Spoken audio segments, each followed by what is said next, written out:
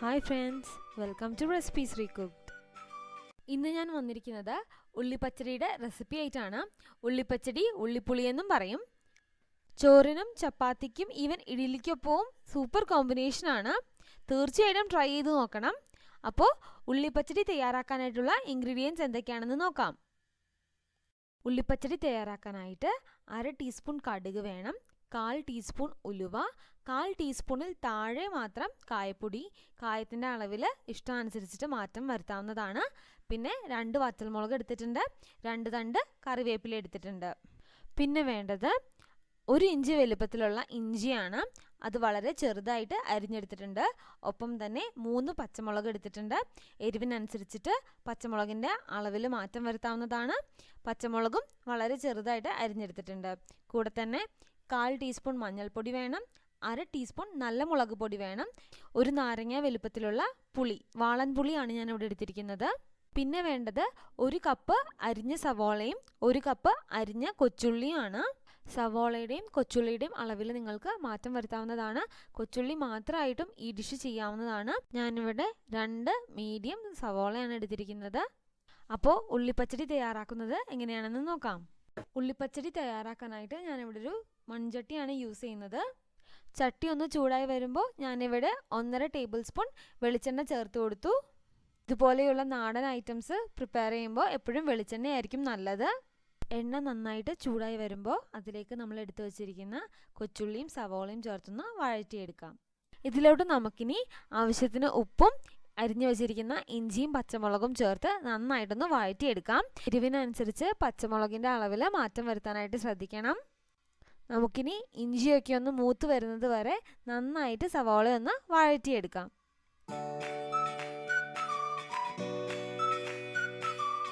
അപ്പോൾ ഇവിടെ ഇഞ്ചിയും സവാളയൊക്കെ നന്നായിട്ട് വഴണ്ട് വന്നിട്ടുണ്ട്. പുളിപ്പച്ചടിക്ക് സവാള നല്ലതായിട്ട് വെന്ത് വന്നാൽ മതി, അല്ലാതെ ലൈറ്റ് ബ്രൗൺ ഒന്നും ആവേണ്ട കാര്യമില്ല. ഇതിലോട്ടിനി നമുക്ക് മഞ്ഞൾപ്പൊടിയും മുളക് പൊടിയും ചേർത്ത് നന്നായിട്ടൊന്ന് പച്ചപ്പ് പോകുന്നത് വരെ വഴറ്റിയെടുക്കാം.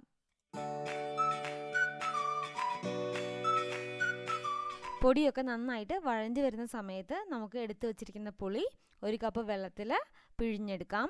നിങ്ങളുടെ കയ്യിലുള്ള പുളി അനുസരിച്ചിട്ട് പുളിയുടെ അളവിൽ മാറ്റം വരുത്തുക. മാത്രമല്ല, ഈ കറിയുടെ ഹൈലൈറ്റ് എന്ന് പറയുന്നത് തന്നെ പുളിയാണ്.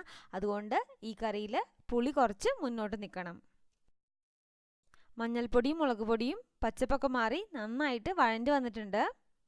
ഇതിലോട്ടിനി എടുത്തു വച്ചിരിക്കുന്ന പുളിവെള്ളം ചേർത്ത് കൊടുക്കാം. ഇനി ഇത് ഒരു മീഡിയം ഫ്ലെയിമിലിട്ടിട്ട് നന്നായിട്ട് ഒരു 5 മിനിറ്റ് തിളപ്പിച്ചെടുക്കണം. പുളിവെള്ളത്തിൻ്റെ പച്ച ചുവയൊക്കെ ഒന്ന് മാറി നന്നായിട്ട് വെന്ത് വരണം. അപ്പോൾ ഇവിടെ നല്ലൊരു കളറായിട്ടുണ്ട്. പുളിവെള്ളമൊക്കെ വെന്ത് കുറുകി വന്നിട്ടുണ്ട്. ഈ സമയത്ത് വേണമെങ്കിൽ ഒരു ചെറിയ കഷ്ണം ശർക്കര ചേർത്ത് കൊടുക്കാം. ആ പുളിയുടെ ടേസ്റ്റ് ഒന്ന് ബാലൻസ് ചെയ്യാൻ വേണ്ടിയിട്ടാണ്. പക്ഷെ ഞാനിവിടെ ശർക്കര ചേർക്കുന്നില്ല. എനിക്ക് ഈ കറിയിൽ എരിവും പുളിയും മുന്നോട്ട് നിൽക്കുന്നതാണ് ഇഷ്ടം. അപ്പോൾ ശർക്കര ചേർക്കുമ്പോൾ ടേസ്റ്റ് ബാലൻസ് ചെയ്യാൻ വേണ്ടി മാത്രം ചേർക്കാനായിട്ട് ശ്രദ്ധിക്കുക. ഇനി നമുക്ക് കടുക് താളിച്ചെടുക്കാം. അതിനായിട്ട് ഒരു ചീനച്ചട്ടിയിൽ 1 ടീസ്പൂൺ എണ്ണ ചേർത്ത് കൊടുക്കുന്നുണ്ട്. ഞാനിവിടെ വെളിച്ചെണ്ണയാണ് യൂസ് ചെയ്യുന്നത്. എണ്ണ ഒന്ന് ചൂടായി വരുമ്പോൾ 1/2 ടീസ്പൂൺ കടുക് ചേർത്ത് കൊടുക്കാം.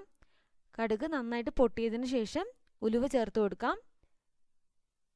ഉലുവ നന്നായിട്ട് മൂത്ത് വരുമ്പോൾ എടുത്തു വച്ചിരിക്കുന്ന കറിവേപ്പിലയും വറ്റൽമുളകും കായപ്പൊടിയും ചേർത്ത് നന്നായിട്ടൊന്ന് വറുത്തെടുക്കാം.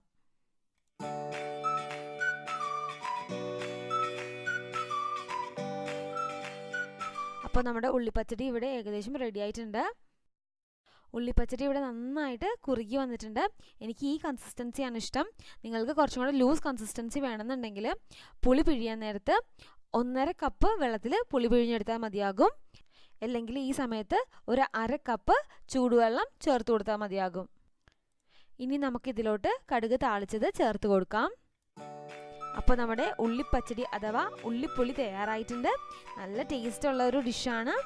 തീർച്ചയായിട്ടും ഈ റെസിപ്പി ഒന്ന് ട്രൈ ചെയ്ത് നോക്കണം. ചോറിൻ്റെ കൂടെ മാത്രമല്ല, ചപ്പാത്തിക്കും ഇഡ്ഡലിക്കും ബെസ്റ്റ് കോമ്പിനേഷനാണ്.